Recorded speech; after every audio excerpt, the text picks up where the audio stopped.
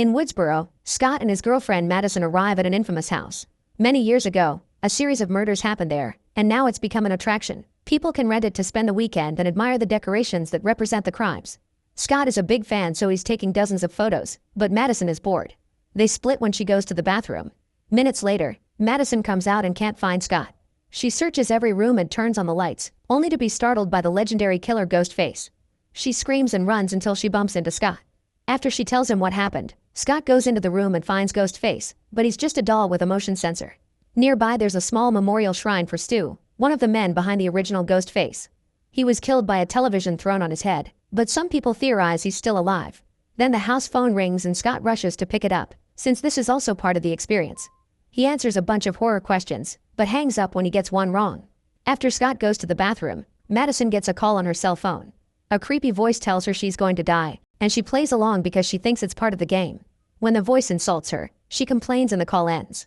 Then Madison hears a noise, so she goes to the other room to check, causing the Ghostface doll to move again. This time it's saying different things, so Madison takes a closer look and moves her hand to check on the motion sensor. Then she hits the mask and insults it. When she turns around, she's startled to see Ghostface, causing her to scream and punch him. However, this is Scott trying to prank her. At that moment, Scott notices that the doll has moved differently. When he comes closer, Ghostface reveals he's real and jumps on Scott to stab him multiple times. After Scott drops dead, Madison throws a decoration at the attacker and runs away. Ghostface takes a shortcut through another room to appear in front of her and knocks down the table to come closer, grabbing her by the hair before throwing her on the stairs. Madison tries to crawl away, but Ghostface grabs her leg to drag her down and hits her head on the railing. After some struggle, Madison manages to free herself and runs upstairs to rip a lamp off the wall, which she then uses to hit Ghostface. She tries to run after kicking him, but soon he's attacking her again. As she tries to defend herself, she kicks the wall and manages to push them both over the railing. Madison holds onto the lamp, but Ghostface falls. By making the lamp swing, Madison puts her legs over the railing, only to slip and fall too. Ghostface waits with his knife up and she lands on top of it, getting stabbed in the stomach. Barely conscious, Madison watches Ghostface set the house on fire. He then throws gas on her and lights her up too before leaving. In Pine Grove, Tatum is busy on her phone when she suddenly hears a noise. She looks out the window and is startled by a presence, but it's her boyfriend Ben. The couple falls on the bed to get naughty, only to be interrupted by a knock on the door. Tatum throws Ben off before her mother Sydney comes inside. She immediately sees Ben failing to hide and kicks him out. Then Tatum argues with Sydney because she's overprotective.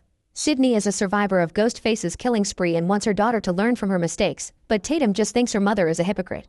Then Sydney turns on the alarm system and goes to her room to get naughty with her husband Mark. The next morning, Mark checks on the construction happening in his garage before work.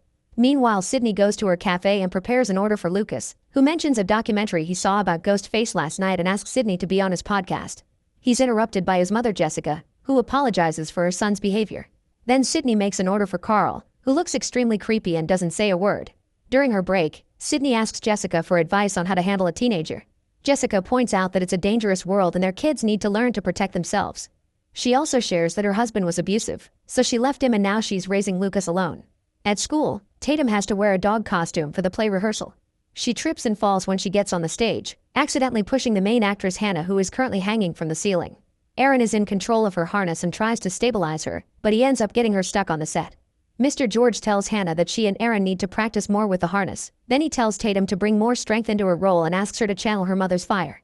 In the cafe, Sydney gets a call from a creepy voice who claims to be Ghostface. She thinks it's just a prank and records the call to report him later. The voice assures her this is real and starts a video call. To Sydney's shock, Stu's deformed face appears. He knows about her daughter and moves the camera to reveal he's outside the school, saying he's about to strike. Sydney gets in her car and rushes toward the school while calling her husband, who is also the police chief. At school, Hannah and Aaron keep practicing with the harness on the stage. However, Aaron is distracted by some noises. After a few minutes, Hannah gets nervous because Aaron isn't answering anymore. Suddenly the lights go out and only a very bright one is focused on her. Then the harness starts acting crazy, throwing Hannah all over the place. As she screams for help, Ghostface appears on the stage and watches Hannah swing. Whenever she's close enough, Ghostface slashes her with a knife. For his last move, Ghostface raises his knife and lets her swing on it to cut her torso open, instantly killing her. Then Sydney arrives and insults Ghostface before she opens fire. He runs away, so Sydney tries to follow him while the cops rush to the exits. Backstage, Sydney finds Aaron's body and yells her daughter's name, worried that she may be dead too. At that moment, Tatum appears behind her and Sydney hugs her, moving her away so she won't see the bodies. Afterward, the police question George and all the members of the theater club. Mark says the killer is someone who knows his way around here and can't be Stu because he's dead. The killer most likely used deepfake technology, so the police lab will analyze the recording of the video call. Sydney then takes her daughter home but doesn't let Ben come, which annoys Tatum. At the house, the police check every window and door before letting the family enter. However, they don't check the attic, so after the cops leave, Ghostface jumps out of it. In the bedroom, Sydney starts packing their things so they can move, and Tatum complains since she doesn't want to abandon her friends. When Sydney goes to her own bedroom, she asks Mark why he turned off the lights, but he says he didn't. Suddenly another light goes out, so the couple goes looking for the daughter, only to discover that she's become Ghostface's hostage. When Mark puts his gun down, Ghostface kicks it away. Then Mark tells Tatum to move and jumps to knock Ghostface down. The men start fighting and Ghostface manages to slash Mark's arm before they struggle over the gun, accidentally firing it at the wall. When the knife is dropped, Sydney kicks it toward Mark before she starts beating up Ghostface. Mark tries to take over the fight, only for Ghostface to push him down the stairs. Since Mark is now unconscious, Sydney and Tatum run to the bedroom. Sydney moves her shoe rack to reveal a hidden panic room behind it. When Ghostface tries to follow them, Sydney knocks him down with a bat and closes the door. Ghostface starts pounding on it, but it's very thick steel and it won't even budge.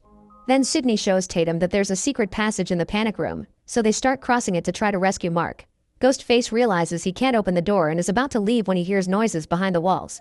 The women freeze and stay silent as Ghostface starts tapping the wall and eventually stabs it. They both scream and try to move as quickly as possible as Ghostface keeps stabbing the wall over and over. When the knife lands close to Sydney, she hits it with the bat, bending it to get it stuck. However, Ghostface gets a fire poker and keeps trying, slashing Sydney's arm in the process. While the women reach the end of the tunnel, Ghostface looks for Mark near the stairs, but the body is gone. As the duo comes out of the house, Mark tackles Ghostface from behind and they start fighting again in the front yard. Sydney breaks a birdhouse on Ghostface's back and Mark sends him rolling down the yard. Ghostface ends up in the middle of the street and he's run over by a car that instantly kills him. This car is being driven by Gail, another survivor from previous Ghostface massacres. She's a journalist and her assistants are twins Mindy and Chad. They're also Ghostface survivors and related to a previous victim. After Gail reunites with Sydney, it's finally time to reveal Ghostface's identity. A cop removes the mask, but nobody knows who this guy is. Sydney recognizes him as Carl from the coffee shop, but she doesn't know anything about him. This is strange since Ghostface is usually someone close to the victims. After the police close the area, they search for information on Carl and discover he escaped from the psychiatric hospital 2 weeks ago. He had been locked up for a triple murder. Sydney still thinks this was too easy and points out that there are always two people behind Ghostface. When she looks at the curious crowd forming around the police tape, she notices George and Ben. As the family returns to the house, they're approached by their neighbors Lucas and Jessica, who want to offer their sympathies. Gail gets suspicious of Lucas because he has so much interest in true crime and the Ghostface cases, so Jessica defends her son and tells Gail to back off. While having some coffee, Gail explains to Sydney that she came to town after hearing about the murders in the Woodsboro house. At that moment, she receives another video call from Stu, who is delighted to see Gail and promises to kill them both. After Stu hangs up, Sydney realizes this won't stop until they do something, so she agrees to help Gail investigate. The next day, Sydney and Gail get a call from the police explaining that there's no intake from Stu's body in the system. The coroner from that year has already died, so they don't have anyone to ask either. Sydney theorizes someone stole the paperwork to make it look like the body never reached the morgue. In the psychiatric hospital, the duo talks to Supervisor Marco and convince him to show them Carl's room with the excuse of covering the story for TV. Marco explains that the police searched the room last night and that Carl was a very violent man. They find very creepy drawings on Carl's wall, but Marco says he never heard Carl show interest in Sydney or the Ghostface stories. Then Sydney shows him a screenshot of Stu's call and Marco immediately recognizes him as a nameless patient who arrived at the hospital 16 years ago. He was amnesiac because of a blow to the head and attacked a girl while wandering the streets. Justice declared him incompetent and sent him to the hospital, but he was released 2 days ago. Marco also confirms that Stu was a very close friend of Carl's. Afterward, Sydney gets another call from the police, informing her that they've set everything up to track Stu whenever he calls again. Gail doesn't want to wait and says there should bait him, so Sydney agrees to appear on her show. Back in the house, Mindy notices that Lucas is working on his yard but keeps glancing at Sydney's place, which she finds suspicious.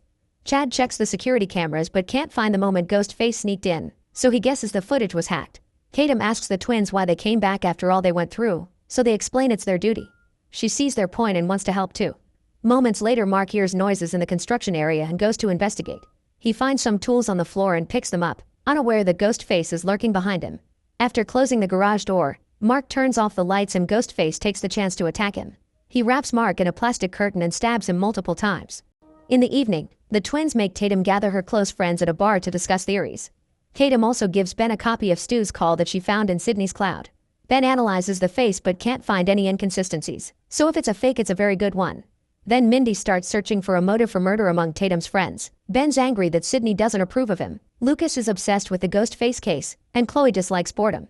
All of them deny being the killer. Meanwhile, Gail's show begins and she interviews Sydney so she can share with the public what has been happening. The kids watch the show at the bar. Sydney asks the killer to call her because she wants to know what he wants, and Gail tries to provoke him by calling him a chicken, but the call never comes. The interview continues and Gail asks Sydney about her family. Sydney refuses to talk about her kid but Gail keeps poking, wondering if Sydney is afraid of passing her trauma to Tatum. Sydney gets annoyed and walks away, so Gail has to cut the show short. Afterward, Gail tells Sydney that this was unfair. Sydney wonders what her friend would have done if she had asked invasive questions, so Gail swears she's fine. However, she keeps taking medicine for her state of mind. In the bar, Tatum says she wants to be with her mother so Ben agrees to drive her to the station. After the transmission ends, Sydney finally gets a call from Stu, who tells her he's at the bar with her daughter. Sydney says it's impossible, so Stu explains that Tatum sneaked out, which explains the open garage door. Gail tells her team to call the police while Sydney runs out of the building. She also keeps calling Mark to no avail. Outside the bar, Tatum gets in Ben's car and finds his computer. To her shock, she finds a software he's been using to create Stu's deepfake on top of his own face. Ben says he was only playing around with it, but Tatum doesn't believe him, so she hits him with a laptop and gets out of the car. Unfortunately, Ghostface is already waiting for her, so she runs in the opposite direction. In the bar, Chad and Mindy realize they shouldn't have left Tatum alone, so they try to go after her.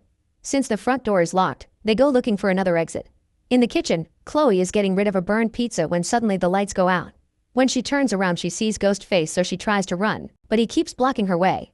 Chloe then grabs a kitchen mace and tries to defend herself, but Ghostface keeps throwing her around and smashing her on the furniture. The knife falls in the struggle, so Chloe picks it up. When she senses someone near her, she immediately attacks, only to discover she stabbed Chad. Ghostface appears behind him and takes his knife back before dropping him. Then Mindy tries to attack Ghostface, so he slashes her stomach and she collapses too. Chloe hits Ghostface to distract him and runs back into the bar, where she tries to tell Lucas to run. However, Lucas enters the kitchen anyway. After a few seconds of silence, a bleeding Lucas is pushed out. Chloe hears Ghostface coming, so she hides behind the bar and somehow Ghostface doesn't see her when he peeks. Then the door can be heard opening and closing, so Chloe decides to come out. However, this is a trap and Ghostface quickly catches her. He pounds her head on the bar before pushing her body into a pile of glasses. The shards easily slash her to death. Lucas tries to crawl away, but Ghostface drags him back and impales him on the beer tap, causing him to puke alcohol mixed with blood. At the same time, Tatum stops running to catch her breath, only to discover that Ghostface is nearby. She tries to go to the nearest store, but the door is locked and nobody answers her yelling. Then she grabs a sign and waits until Ghostface comes to hit him. She keeps running down the street asking for help, however nobody comes out, so she hides behind a florist's kiosk. While keeping an eye on Ghostface, Tatum is startled by something behind her, but it's just Ben. He insists he isn't the killer and Tatum apologizes, assuring him that she knows better now. The sweet moment is interrupted by Ghostface attacking Ben from behind. Ben fails to defend himself and Ghostface stabs him multiple times. A furious Tatum pushes Ghostface into a store, breaking the window. Then she checks on Ben, but he's already dead. She has no choice but to keep running and makes it to her mom's cafe. Since she knows the lock's password, she manages to hide inside. This sends an alert to Sydney's phone. When Ghostface arrives at the cafe, he finds the door locked and decides to leave. However, he freezes when he hears Tatum's phone. She quickly cancels the call and waits until Ghostface is gone to send Sydney a text explaining what's happening. Sydney tells her that there's a gun in the office, so Tatum comes out of hiding. At that moment, Ghostface returns with the password and opens the door to chase Tatum. She rushes to the office and blocks the door with the furniture. Sydney sees it all on the security camera and calls her daughter to tell her the safe code. Once Tatum takes the gun out, Sydney teaches her how to turn the safety off. When Tatum starts having a breakdown, Sydney gives her a speech about survival and says she takes after her. As soon as Ghostface walks away from the door, Sydney tells Tatum to shoot at the wall. The bullets go through and finally bring Ghostface down. Tatum comes out and Sydney tells her to shoot him in the head to be extra sure, but Ghostface reacts faster and starts fighting Tatum for the gun before throwing her at a table. Tatum grabs a fire extinguisher and hits Ghostface in the head to knock him down again, but when she tries to run away, he grabs her leg to make her fall. A desperate Tatum hits him with a couple of chairs and brings him down on a table. Now Tatum can finally leave, however she's shocked to find another Ghostface at the door. Both killers jump at the same time to surround her as she screams. Minutes later, Sydney arrives at the cafe and only finds the gun. She then gets a call from Ghostface, who says he won't kill Tatum until Sydney is at home to see it. Sydney runs back to her house and finds all the screens playing clips of Stu. He confirms he isn't real and his face starts changing into previous victims and other killers who also use the ghost face mask. Eventually, Sydney finds Tatum tied to a chair in the backyard with ghost face, who takes off his mask to reveal he's Marco. He also calls Stu by name and the other ghost face appears behind him. Marco then brings Mark from the garage and kicks him to confirm he's still alive. The other ghost face decides to take off the mask too and Sydney is shocked to see Jessica. Marco confirms that Stu is still dead and explains that he used to work as a Google security specialist, so he has lots of computer knowledge. Sydney begs for mercy and Jessica mocks her, saying this isn't like her. Many years ago, Jessica lived a very miserable life with her abusive husband until she read Sydney's biography. This inspired her to get rid of the bad guys, so she killed her husband and let Lucas think he abandoned them. While she talks, Mark slowly brings out a knife from his pocket. Jessica gets angry as she continues her speech, saying Sydney disappointed her. Since Sydney disappeared from the public eye, she wasn't part of Ghostface's attacks in New York, and Jessica thinks there can't be a Ghostface story without her. Seeing her hero hide instead of fight made Jessica have such a breakdown that she checked herself into the psychiatric hospital, where she met Marco and Carl. While Mark carefully cuts the tape on his daughter's ankles, Jessica says she'll make Tatum watch her mother die like Sydney did to keep up the cycle. Sydney notices what her husband has been doing and nods as a signal, so Tatum headbutts Jessica and Sydney shoots Marco in the head. Tatum also breaks the chair on Jessica, who pushes her off before running away. Sydney follows Jessica into the construction area and finds an abandoned ghost face costume. Jessica whispers Sydney's name before turning on a very loud radio. When Sydney goes to turn it off, Jessica tackles her and the women start fighting on the floor. Sydney stabs Jessica's leg with a screwdriver and Jessica responds by trying to choke her with a cable. The closeness allows Sydney to retrieve the screwdriver and stabs Jessica several times before she pushes her off. When Jessica counterattacks, Tatum appears to shoot her down. Tatum then helps her mother up, only to turn around and find Jessica gone. In just a few seconds, Jessica tries attacking again, so mother and daughter shoot her together, this time killing her for good. Afterward, the police and reporters surround the house. The twins are wounded but alive, so Gail wants them to work anyway. After an ambulance takes Mark away, Sydney apologizes to Gail for not being with her in New York and they reconcile with a hug. Then Sydney chats with Tatum and finally opens up about what happened to her, explaining she named her daughter after her late best friend because of how strong she was. After sharing a hug and words of love, they leave together for the hospital.